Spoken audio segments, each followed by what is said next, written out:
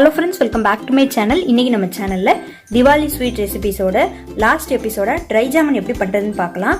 Gulab ஜாமுனோட dry jamun இன்னும் ரொம்ப டேஸ்டா இருக்கும். என்னோட ரொம்ப ஃபேவரட் இந்த dry jamun. சோ இத வந்து எப்படி பண்றதுன்னு நான் உங்களுக்கு வீடியோல காட்ட போறேன். வீடியோக்குள்ள போறதுக்கு முன்னாடி என் சேனல் இன்னும் subscribe பண்ணலனா மறக்காம subscribe பண்ணுங்க.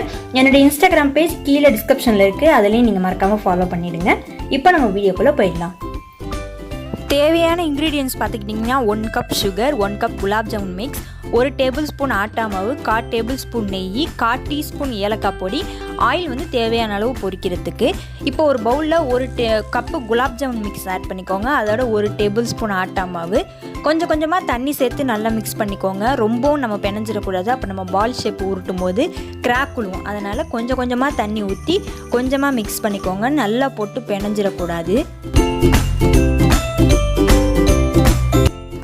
தண்ணி ஊற்றி மிக்ஸ் பண்ண பிறகு 1/4 டேபிள்ஸ்பூன் நெய் சேர்த்துக்கோங்க. அதையும் மிக்ஸ் பண்ணிக்கோங்க.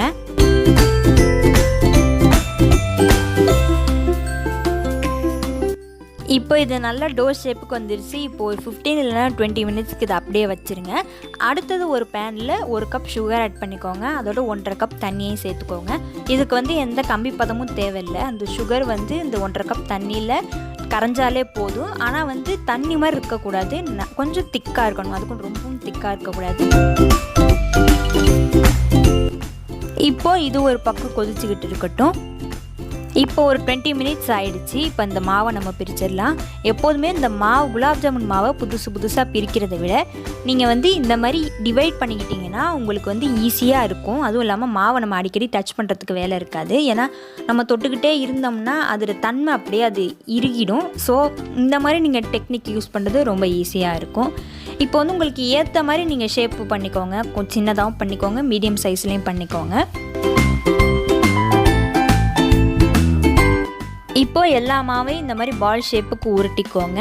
அடுத்தது வந்து நம்ம இந்த சீனி பாகு கன்சிஸ்டன்சி பார்ப்போம். நல்லா இப்போ திக்காக இருக்குது. இதில் வந்து 1/4 டீஸ்பூன் ஏலக்காய் பவுடர் சேர்த்துக்கோங்க. அதையும் நல்லா கலந்து விட்டுக்கோங்க. இந்த பால்ஸ் எல்லாம் இப்போ நம்ம ஃப்ரை பண்ணிடலாம். அதுக்கு ஒரு பேனில் தேவையான அளவு எண்ணெய் ஊற்றிக்கோங்க. இப்போ எண்ணெய் சூடானதும் இந்த பால்ஸ் எல்லாம் இப்போ நம்ம ஆட் பண்ணிக்கலாம்.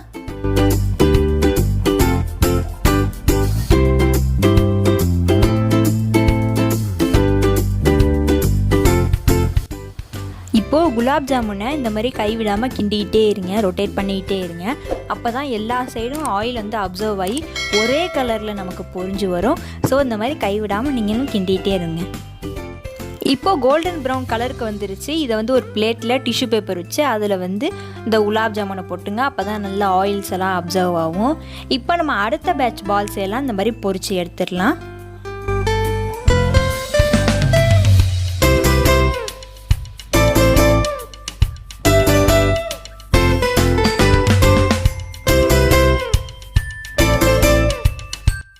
இப்போது இந்த குலாப் ஜாமுன் பால்ஸ் எல்லாம் ரெடி ஆகிடுச்சு. இதை நம்ம ஜீராவில் போட்டுடலாம். இப்போ ஒரு பவுலில் நம்ம ஜீராவை நல்லா வடிகட்டிக்கலாம்.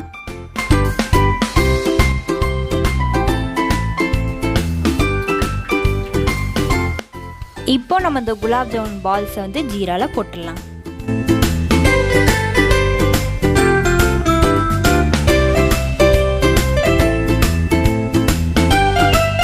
ஜீராவில் லைட்டாக அந்த பால்ஸை டிப் பண்ணிக்கோங்க. அது 30 மினிட்ஸ்க்கு அப்படியே இருக்கட்டும்.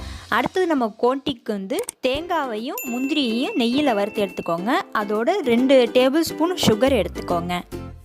இப்போ அதை ரெண்டுத்தையும் இப்போ ஒரு ரவுண்டு நம்ம அரைச்சி எடுத்துக்கிட்டோம். அதில் வந்து 2 பிஞ்ச் அளவுக்கு ஏலக்காய் பொடி சேர்த்துக்கோங்க. உங்களுக்கு இந்த தேங்காய் அரைச்சது வந்து சாஃப்டாக தெரியுது அப்படின்னா நம்ம சாதாரண சுகரை வந்து ஆட் பண்ணிக்கோங்க. நல்லா இந்த தொறுங்கிற கன்சிஸ்டன்சிக்கு இருக்கணும். இப்போ அந்த குலாப் ஜாமுன் ஜீராவில் நல்லா உறிஞ்சிருச்சு. உங்களுக்கு அப்படி வந்து உரியலை, நல்லா சாஃப்டாகவே தான் இருக்குது, ஜீராவும் அப்படியே தான் இருக்குது அப்படின்னா நீங்கள் டிஷ்யூ பேப்பர் வச்சு நல்லா தொடச்சிக்கோங்க. இப்போ எனக்கு வந்து இது நல்லா உறிஞ்சிருச்சு. இப்போ இந்த குலாப் ஜாமுன் இதில் நல்லா கோட் பண்ணிக்கலாம்.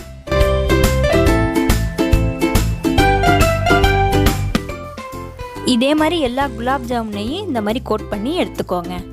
இப்போ இதில் டெக்ஸ்டர் உங்களுக்கு நான் காட்டுறேன்.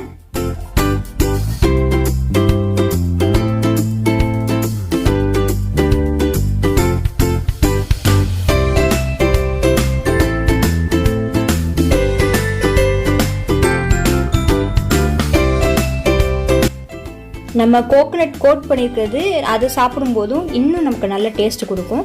உள்ளாரே நல்லா ஜூஸியாக இருக்கும், வெளியிலே நல்லா க்ரன்ச், சாப்பிடும்போது அந்த ஒரு ஃபீல் உங்களுக்கு கொடுக்கும்.